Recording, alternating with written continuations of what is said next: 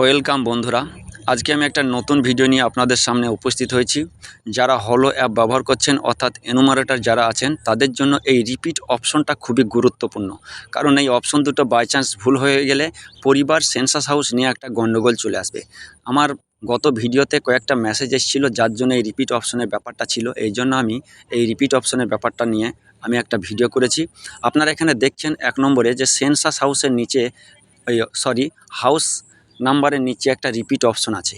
এই রিপিট অপশনটার মানে হচ্ছে হাউস নম্বরটা যদি আপনি চেঞ্জ না করেন তাহলে রিপিট অপশনটা দাবালে আপনার অটোমেটিক সেই বাড়ি নম্বরটাই নিয়ে নেবে। আমি অলরেডি একটা বাড়ির একটা সেন্সাস হাউস করে ফেলেছি, তার জন্য আমি সেই বাড়িতেই যাচ্ছি বলে আমি রিপিট অপশনটা ক্লিক করছি। এখন রিপিট অপশন আপনি যতবারই ক্লিক করবেন ওই বাড়িটাই থাকবে, এটার পরিবর্তন হবে না। এরপরে আপনি যদি চান তাহলে পরে পরিবর্তন করা যাবে।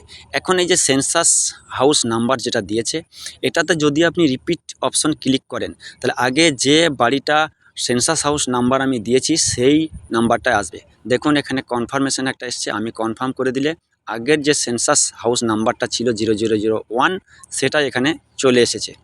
কিন্তু যেহেতু আমি এই সেন্সাস হাউস নাম্বারটা নেব না, কারণ আমি আর একটা নতুন পরিবার ধরেছি এবং এই পরিবারটার সেন্সাস হাউস আলাদা, তাই আমি এই নাম্বারটা চেঞ্জ করব। তাহলে রিপিটটা করার পর আমার যে সেন্সাস হাউসটা এসেছে সেটা আমি যাব না। এখন আমি নিউ অপশনটায় ক্লিক করব। নিউ অপশনটায় ক্লিক করলে কি হবে না, আমার পরবর্তী যে সেন্সাস হাউস নাম্বারটা আসবে সেটা অটোমেটিক নিয়ে নেবে। তাহলে আমি যে সেন্সাস হাউসটা এখানে দিয়েছি সেটা হলো 2 নম্বর সেন্সাস হাউস। 1 নম্বর বাড়ির এটা হলো 2 নম্বর সেন্সাস হাউস। এখানে যদি আমি রিপিট অপশনটা আবার ব্যাক করা যাবে, কোনো সমস্যা নাই। নিউ অপশনটা আমি দিয়ে রেখেছি, রিপিটও যদি আমি আবার ক্লিক করি আবার আমার ব্যাকে চলে যাবে, আবার আমার পুরানো ওই 1 নম্বর সেন্সাস হাউস আবার চলে আসবে। কিন্তু আমি 1 নম্বর সেন্সাস হাউস অলরেডি কমপ্লিট করে নিয়েছি, তাহলে এটা আমার 2 নম্বর সেন্সাস হাউস।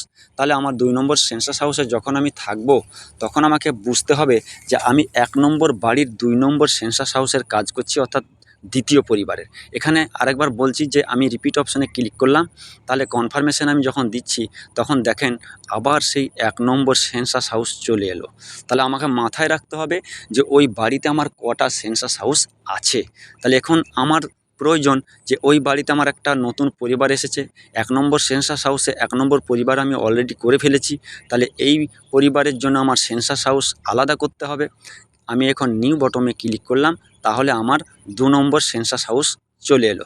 আমি চাইলে ওই 1 নম্বর সেন্সাস হাউসে দুটো পরিবারও থাকতে পারে, তাতে কোনো সমস্যা নাই। এরপর আমি নিউ বটমে ক্লিক করব, পরবর্তী অপশন চলে আসবে যেটা হচ্ছে যে ওই পরিবার সেলফ এনুমারেশন করেছে না করেনি। যদি আপনি ইয়েস কিংবা নো একটা ক্লিক করেন কোনো সমস্যা নাই। ইয়েস নো যেটাতেই ক্লিক করবেন এতে কোনো সমস্যা নাই। পরবর্তীতে আপনি সেলফ এনুমারেশন যখন করবে তখন আপনি দেখতে পাবেন। এরপরে বাড়ির যে কন্ডিশন অর্থাৎ সেন্সাস হাউসের যে কন্ডিশন, সেই কন্ডিশন যেমন ছাদ, দেওয়াল ইত্যাদিগুলো অপশন যেটা আছে সেগুলো আপনি পরপর করে যাবেন, এতে কোনো সমস্যা হবে না। ফ্লোর এখানে আছে, আমরা জানি সাধারণত ফ্লোর কংক্রিটেরই হয়, সেটাতে সিমেন্ট লাগে, স্টোন লাগে, সমস্ত কিছুই লাগে। কিন্তু এখানে আমি সিমেন্ট অপশনটাই চয়েস করেছি এবং সিমেন্টটাই দেব। এর পরবর্তীতে নেক্সট আছে, নিচে আপনারা দেখতে পাবেন। নেক্সটে ক্লিক করার পর আপনার পরবর্তী ধাপ আসবে ওয়াল। দেওয়ালটা কেমন ছিল আপনি যদি দেখেন ইটের আছে, অর্থাৎ কন্ডিশনগুলো আপনার যেমন হবে আপনি সেভাবে সাজিয়ে নেবেন, এতে কোনো সমস্যা নাই। এটা আপনার নিজের ইচ্ছে মতো একটা ব্যাপার আছে, আপনি যেচে পাবলিককে বলতে যাবেন না, জাস্ট আপনি জিজ্ঞাসা করবেন। ওরা যদি কোনো প্রশ্ন করে সেটা সঠিক অ্যান্সার দেওয়ার চেষ্টা করবেন, তাহলে আপনার সেন্সাসটা খুব সুন্দরভাবে হয়ে যাবে, এতে টেনশন নেওয়ার কিছু নাই। যে কথাটা বলতে চাইছিলাম যে আপনারা পরপর কাজগুলো করে যাবেন, কোনো সমস্যা হবে না। এবং আমার এই ভিডিওটা যদি আপনাদের ভালো লাগে তাহলে একটা লাইক করবেন এবং সাবস্ক্রাইব করবেন এবং বন্ধুদের মধ্যে শেয়ার করে দিবেন।